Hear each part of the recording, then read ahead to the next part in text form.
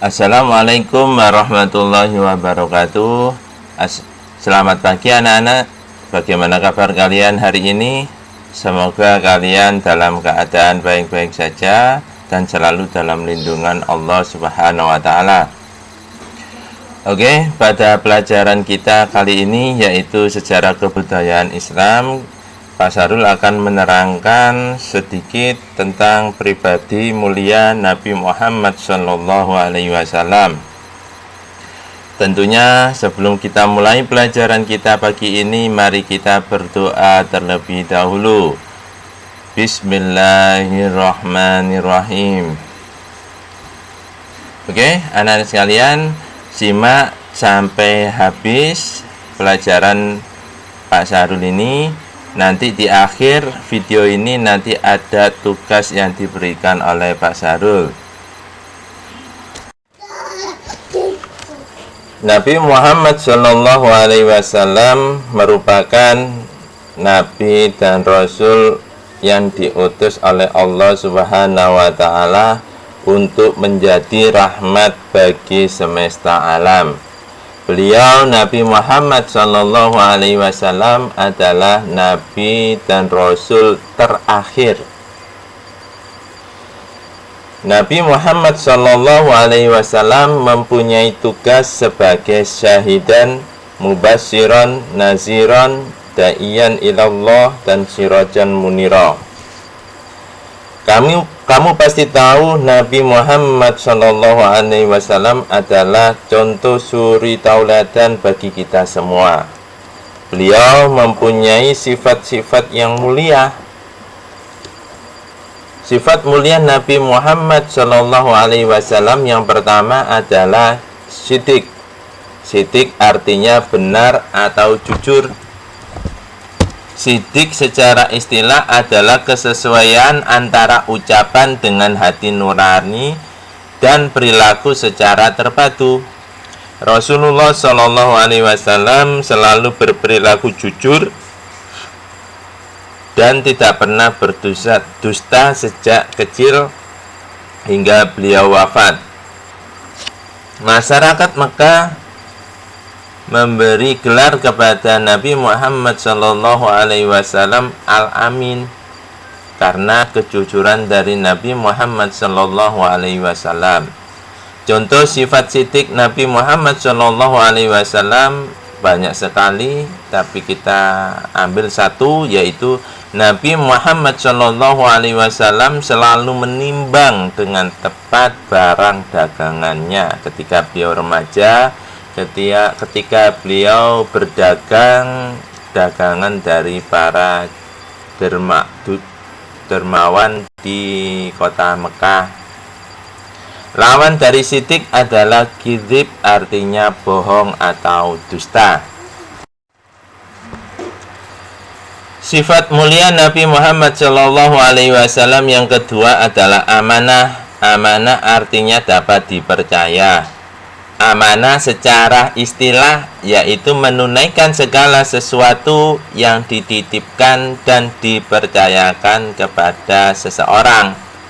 Sifat amanah yang ada pada diri Nabi Muhammad SAW memberikan bukti bahwa Nabi Muhammad SAW adalah orang yang dapat dipercaya karena mampu memelihara kepercayaan dengan merahasiakan sesuatu yang harus dirahasiakan, dan sebaliknya selalu menyampaikan sesuatu yang seharusnya memang harus disampaikan.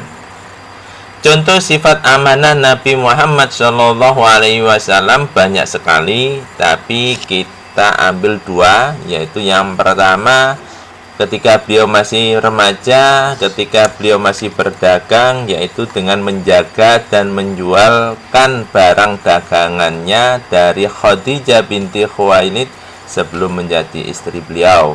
Yang kedua, ketika beliau masih kecil, Nabi Muhammad SAW mengembala kambing dari para peternak yang memiliki kambing yang banyak dengan sangat hati-hati dan selalu bertanggung jawab ketika berangkat dengan jumlah kambing yang sesuai dengan jumlah kambing ketika dikembalikan.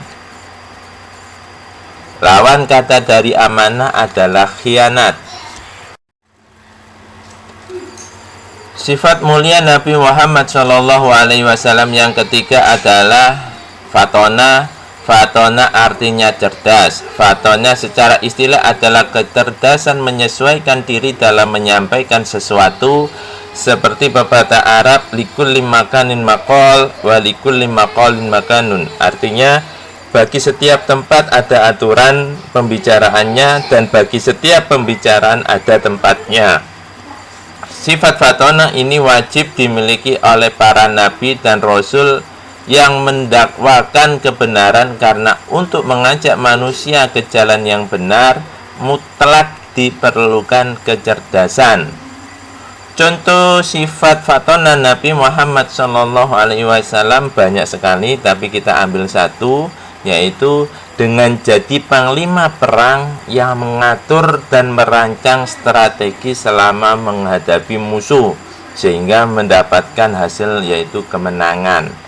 Ini diperlukan orang yang cerdas, diperlukan orang yang luar biasa untuk meramu, mengatur, merancang strategi dalam menghadapi musuh. Lawan kata dari fatona adalah bodoh. Sifat mulia Nabi Muhammad SAW yang keempat adalah tablek. Tablek artinya menyampaikan secara bahasa.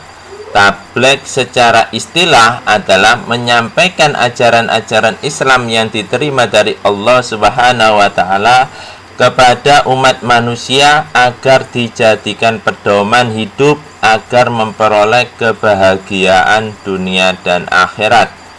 Dalam berdakwah, Nabi Muhammad SAW selalu menggunakan bahasa yang dimengerti oleh masyarakat dengan cara santun dan mudah untuk dipahami. Contoh sifat tabligh Nabi Muhammad SAW adalah banyak sekali, tapi Pak Sarul di sini menyampaikan satu, yaitu selalu menyampaikan wahyu yang diberikan Allah Subhanahu wa Ta'ala kepada umatnya, sehingga apa yang disampaikan Allah kepada Nabi Muhammad selalu disampaikan kepada umatnya tanpa ada yang ditutupi, tanpa ada yang dirahasiakan untuk dirinya sendiri. Lawan kata tabligh adalah kitman, yaitu menyembunyikan. Oke anak-anak sekalian, tadi penjelasan Pak Sarul mengenai pribadi mulia Nabi Muhammad SAW. Semoga penjelasan tadi dapat dimengerti dan difahami oleh anak-anak sekalian.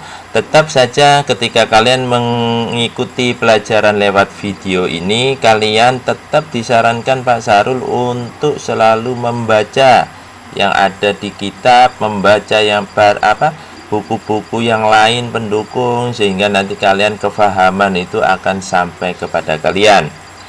Sebelum Pak Sarul mengakhiri pelajaran pribadi mulia Nabi Muhammad SAW ini, ada tugas yang dikerjakan di buku, dan setelah itu difoto dan dikumpulkan lewat link yang saya share ya.